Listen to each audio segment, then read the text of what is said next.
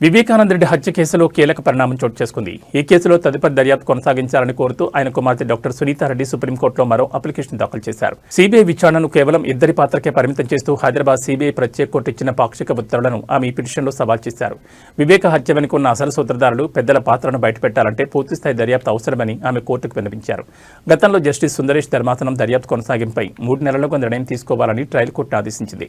Supreme court ఆదేశాల మేరకు CBI court కేవలం పరిమిత అంశాలకు అనుమతినిచ్చింది. ఈ నేపథ్యంలో ట్రయల్ కోర్టు ఆదేశాలను సవాల్ చేస్తూ సునీత దాఖలు చేసిన తాజా అప్లికేషన్ను సుప్రీంకోర్టు విచారణకు స్వీకరించింది. తదుపరి విచారణను వచ్చే మంగళవారానికి వాయిదా వేసింది.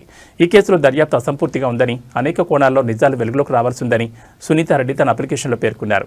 సీబీఐ సమర్పించిన నివేదికలోని అంశాలను పరిగణలోకి తీసుకుని దర్యాప్తును వేగవంతం చేయాలని కోరారు.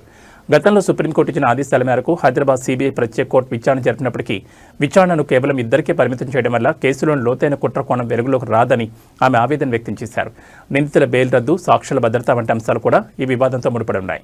సుప్రీంకోర్టు వచ్చే వారం చేపట్టబోయే విచారణలో సీబీఐ దర్యాప్తు పరిధిపై ఎలాంటి స్పష్టత ఇస్తుందోననేది ఇప్పుడు సర్వత్రా ఆసక్తికరంగా మారింది. ఇప్పటికే ఈ కేసు రాజకీయంగా పెద్ద ఎత్తున చర్చలకు దారితీసిన సంగతి తెలిసిందే.